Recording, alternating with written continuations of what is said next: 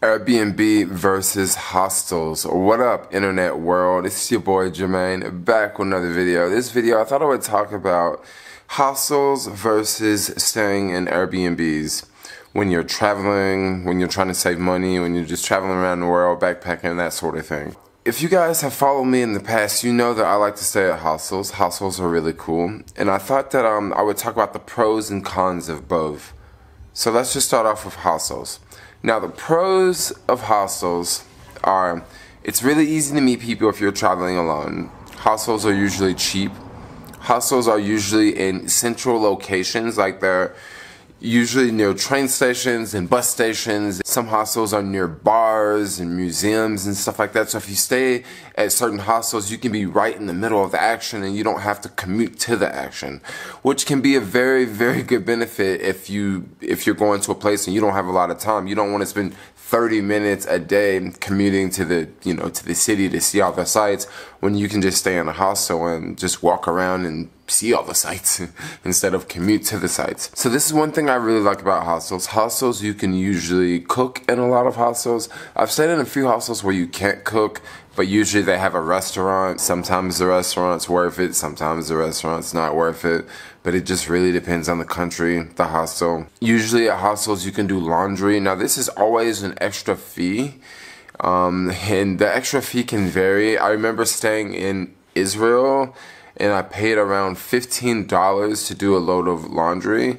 Now on that day it was like a cool day, so instead of hanging the clothes out to dry, I wanted to put the clothes in the dryer so they could dry faster, so it cost more.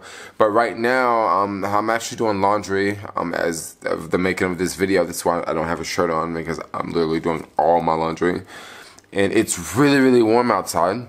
And I just hung my clothes out to dry, and they're literally drying faster than if I would have put them in the dryer. So, yeah, it can kind of vary. But also in some hostels, I've paid as low as $3 a load to do laundry. So the price of, laundry can definitely vary country to country, but it's usually never free. I don't think I've ever stayed in a hostel that did free laundry. No, that would be really, really cool. Let's talk about Airbnb and the pros with Airbnb, because honestly, I really don't use Airbnb a lot when I travel internationally. I mainly use Airbnb in the US. However, I think this is all going to change. This Airbnb in Botswana has been incredible so far. So I think I probably will be staying in Airbnbs in the future. So let's talk about the pros of Airbnb. So the pros of Airbnb, Airbnb has a lot of pros. First off, you can stay in a local neighborhood, you can stay in a local community, you can stay in a local house. Right now I'm in Botswana and I'm staying at a house here, and it took me 30 minutes to figure out how to use the washer, and I figured out how to use the washer, and then from there I washed my laundry, took it outside to dry. I'm probably gonna make some pasta in a minute. I just feel like I'm at home right now. It's nothing like staying in a hostel. Hostels can definitely have a homey feeling, or some hostels can definitely have a homey feeling. Some hostels can have this WeWork vibe feeling. Some hostels can have this whole hippie vibe feeling. Some hostels can have this whole surfer vibe feel. So hostels can definitely have their different feels, and I guess Airbnbs are the same way. But this Airbnb has just blown my mind so far. So as I booked this Airbnb, I literally booked this Airbnb the same day that I checked in. I was traveling from Johannesburg, traveling to Gaborone. It's about an 8-hour bus ride, and there's a border crossing in between, but now I'm in Gaborone now. And I'm at the bus stop. As soon as I cross into Botswana, my cell phone doesn't work anymore. And since I've never been here, I don't know exactly where I'm going to get dropped off. Am I going to get dropped off at a city center? Am I going to get dropped off at some random gas station? I just don't know. So I'm just trying to figure out, what am I going to do once I get here? Am I going to just buy a SIM card? Could I just jump in a taxi and just go straight over to the Airbnb? That makes a lot of sense, but once again, I don't have any of the currency for this country, so that's something else I would have to figure out. Where would I get some currency? I would have to find an ATM. So once I arrived to the bus stop drop-off, my Airbnb host was waiting there to pick me up. So she picked me up. It was just amazing. It was just so cool, because I didn't know what I was going to do. It was just going to be a different experience. I guess I was just going to figure it out. I was just going to, get the address and look for ATM, get some cash, and look for a taxi and just get someone to drop me off. But instead, I didn't have to do any of that. My Airbnb host picked me up. From there, I asked her, hey, is there a store around here? She took me to this store. I was able to order a pizza. While the pizza was being made, we walked over to the grocery store. I was able to grab a couple items, and we walked back over, grabbed the pizza. She dropped me off at the Airbnb.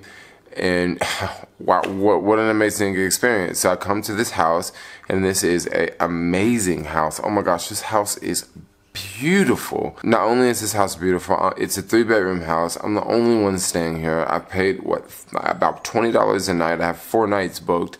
I'm really, really digging this place. And there is a washer and dryer here, which is free. And I am doing my laundry, and I'm really liking that. This is something that would be just a little bit extra in a hostel. And here is not that much more than staying in a hostel. The hostel I was staying at in Johannesburg was around $15 a night, and that was for a 8-person dorm. Here I'm paying $20 a night for a private room. And just so happened there's no one else staying here, so I have the whole place to myself. Now, for that same scenario in a hostel, it would have to be 7 people not checking into an 8-person dorm, and then I have the whole dorm to myself, which is very, very, very unlikely versus, you know, a private room in a house with like 3 private rooms total. You know, you guys get the ratio where I'm going here.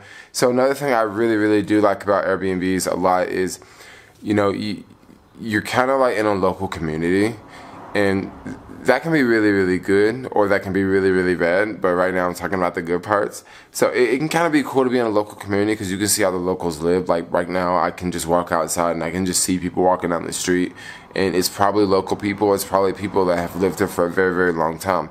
Now, not to say that if I was staying at a hostel and it was in the downtown area, I couldn't do the same thing, but I just feel just a little bit different about staying here versus like staying in like the downtown, the city center, the CBD area. So that's one thing I like about Airbnb. And I also like the whole homey vibe feel.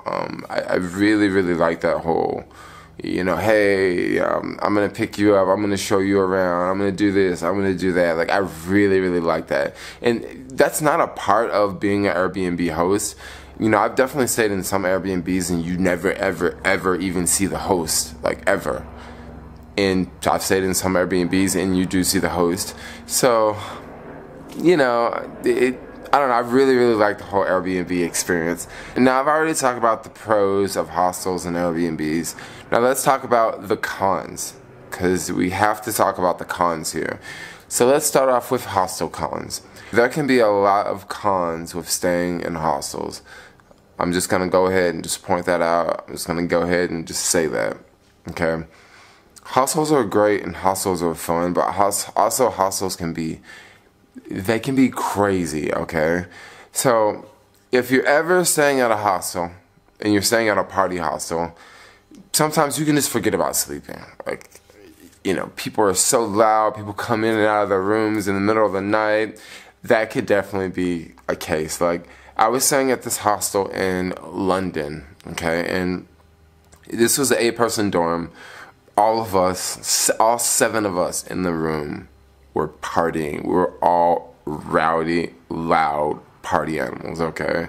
And this one chick came in from like Amsterdam, and she was just like, you know, just like stuck up and like in her own world. And we were really nice to her. We were like, hey, you want to come hang out with us? Because she seemed like she was traveling alone, and she seemed like, you know, she kind of seemed like a pretty cool chick. So we were like, hey, you want to hang out? And she was like, no.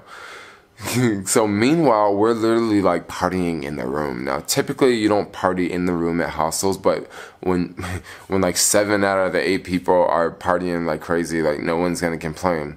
So I remember like for 3 nights in a row, we were partying to like 3, 4 a.m. like in the room, because like downstairs they would kick us out after like, I think midnight or 1 in London, they would kick you out of like the downstairs area. So we would all go upstairs to the room.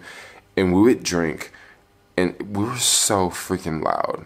I bet that poor girl could not sleep at all. Like, poor thing. Now, I've definitely stayed in hostels, and that has definitely happened to me, where you just hear people, you know, snoring all night long, or you hear people partying all night long, or you just hear people talking on the phone, and it's like, yo, can you like go out in the freaking hallway? Like, why are you talking on the phone? Like, I'm trying to sleep. It's like 4 a.m., you know? Why are you talking on the phone, you know? Hostels can be rowdy. What about theft? Now, I haven't really heard of too many stories of people getting robbed in hostels, but you are definitely at a higher risk. Some hostels have lockers, some hostels don't. I recommend if you stay in a hostel, make sure you stay in a hostel that has lockers, because this just makes it harder for an honest person to steal from you. If someone really wants to steal something from you and they see that you put your camera in the locker and they really want to steal your camera, you know what they'll do? They'll figure out a way to get into your locker and get your camera. So, you know, a locker is basically there to, you know, protect your things from an honest person. Other random things that can be cons about staying in hostels. Some hostels can be very cliquish. A few months ago, I was traveling through the country of Australia, and oh my gosh, the hostels there were extremely cliquish. A lot of people that were staying in hostels were basically living in the hostels.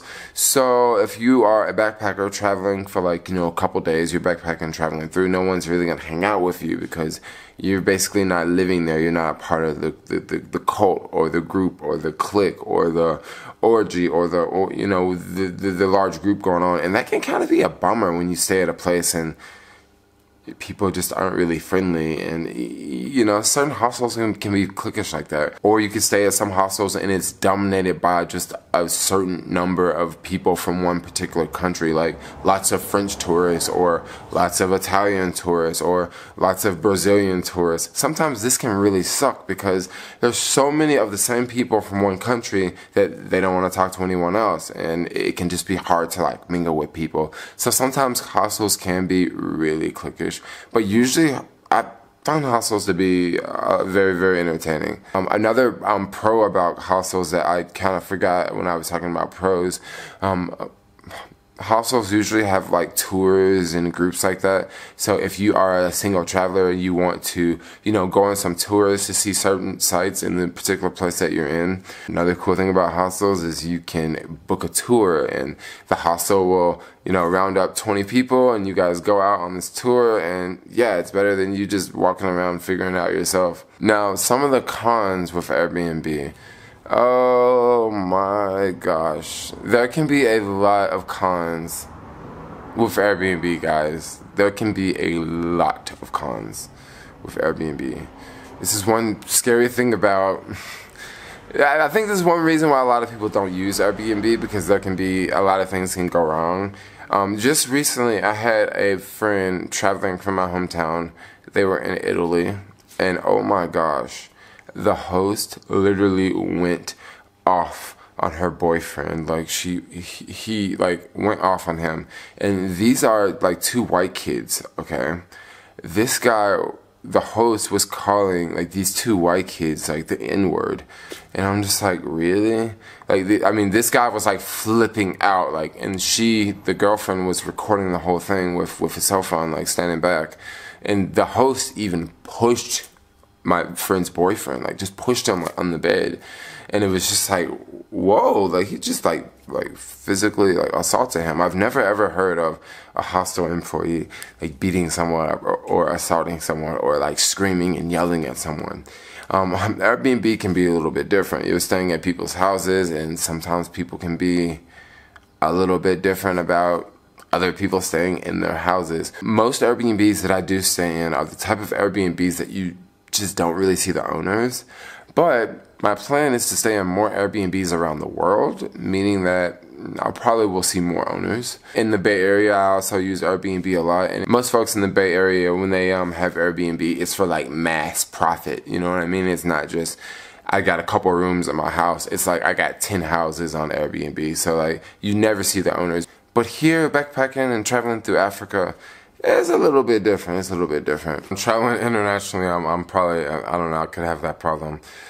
You can have people cancel on you last minute. This can be a huge inconvenience because if you book out in advance, it's usually cheaper. However, if someone cancels on you on the same day, you'll have to find another place somewhere else, so you'll have to book the same day. And prices can be very high when you book the same day, or this can be a huge inconvenience. You have it set in your mind that you have a place, and last minute you discover that you don't have a place. This can be just a mess. Like, this can really like mess up your plans. There's also other cons about staying in Airbnbs. Sometimes places aren't as clean as other places. I've definitely stayed in some pretty clean Airbnbs, and I've definitely stayed in some Airbnbs that were questionable. So there's this one Airbnb I stayed in Oakland, and it's like, it's more like, it looks like the type of place that someone has been doing construction on for like the last 20 years.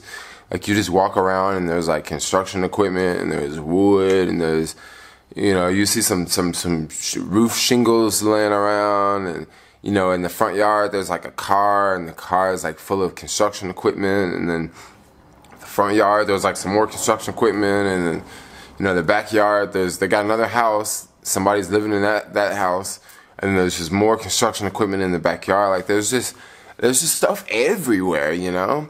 Not that I didn't like that Airbnb. I actually kind of liked that Airbnb a lot. That Airbnb had free laundry too.